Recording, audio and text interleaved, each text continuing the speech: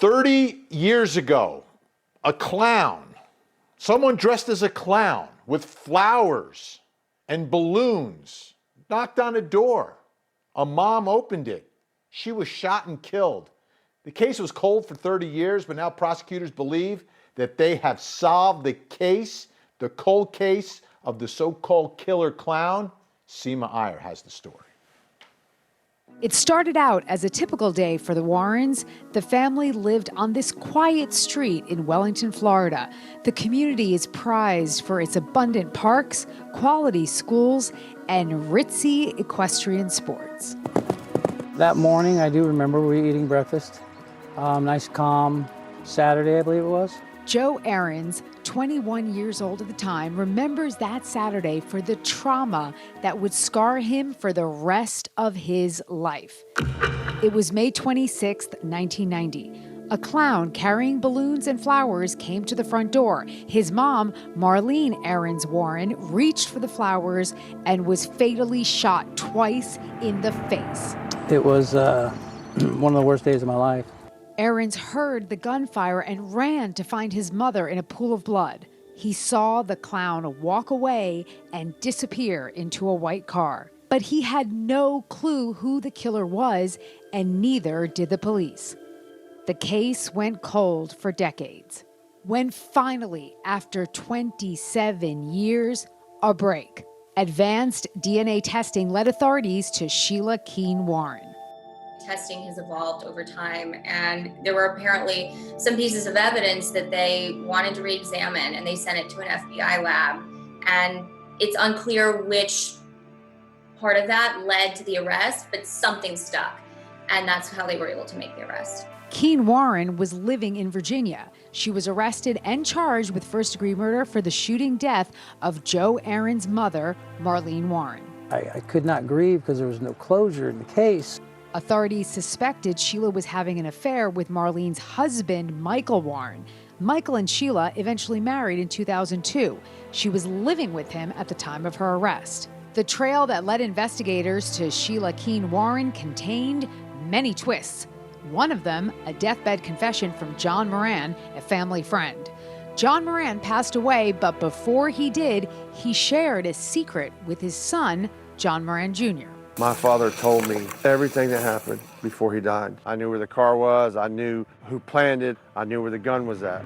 John Moran Sr. worked with Michael Warren, who was married to the victim. Warren was questioned by police but never charged in his wife's murder. Warren was a used car dealer. He was arrested later on charges of grand theft, odometer tampering, and racketeering. Warren's friend, John Moran, told his son before he died that Warren may have had something to do with his wife's death. On his deathbed, he told me that car would get me anything I ever wanted from Mike Warren. Moran Jr. told detectives Michael Warren tried to bribe him. Investigators followed up on information Moran Jr. gave them, including information about what could have been the killer clown's getaway car. John Moran Jr. said his dad told him where some of the evidence was kept. Police went diving in a Palm Beach canal where Moran Jr. says he and his father helped dump the evidence. However, investigators didn't find the clown costume or the murder weapon.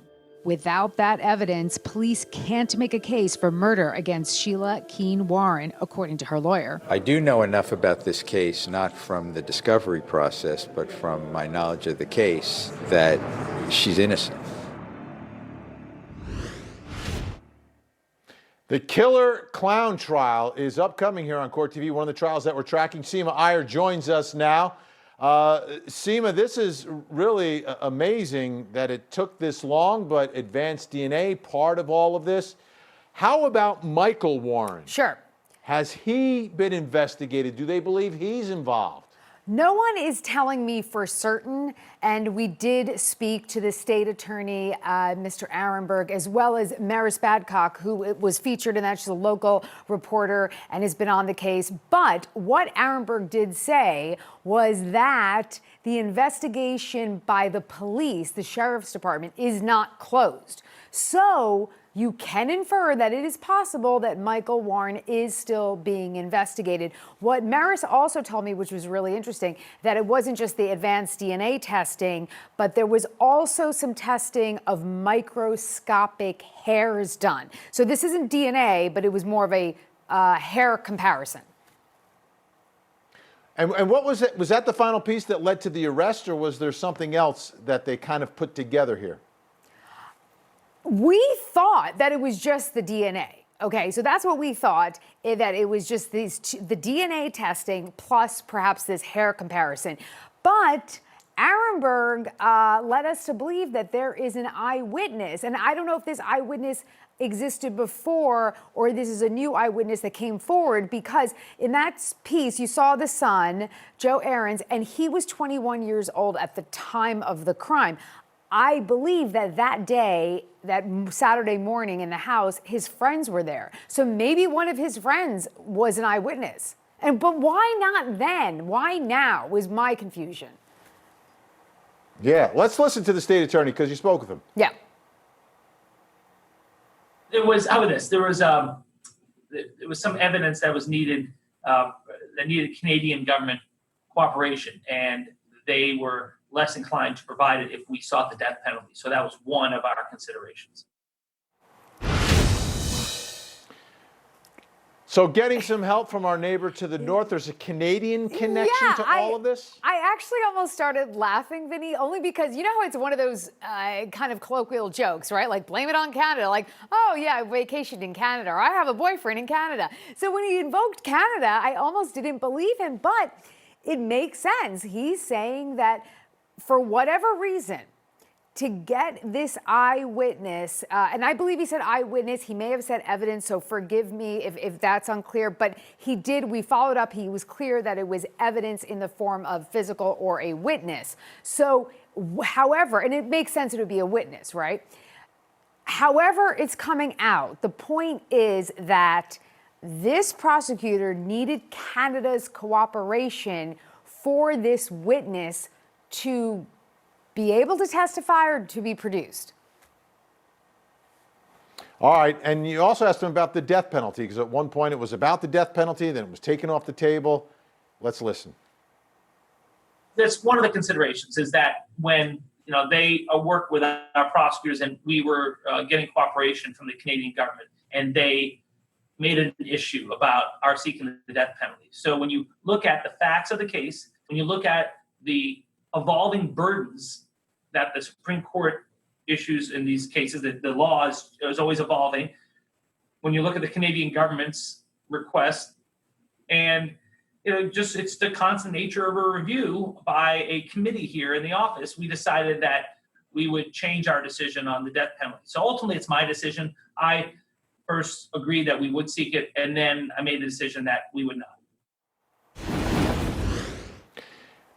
This seems a little outrageous. I don't want to pick, we have a lot of Canadian viewers, but I understand they don't believe in the death penalty. But I mean, it's one thing extraditing someone, right, who will then be executed in our country or be on trial. This isn't about extradition. This is about helping solve a crime. I am shocked that the Canadian government even brought that up. Oh, I'm not surprised at all. If they have some type of social or political motivation and they voice that makes sense. And also keep in mind, okay, Vinny, and Arenberg, by the way, was not the state attorney at the time of the crime, and I think he's just been there recently. So this is not on his watch. But the point is, this is the same person that was a suspect 30 years ago. And Joe Aarons, the son, when he describes this clown, Vinny, he says small, petite. So to me, he's describing more of a woman's physique. I still believe, because, hey, hello, we solved crimes in the 90s without DNA and without all this technology and science, so they could have done it then, and they had this in front of them. Michael Warren and the wife were having a terrible relationship. It was there then. Absolutely. What a story, and it's a trial coming up here on Court TV. Seema Iyer, thank you so much.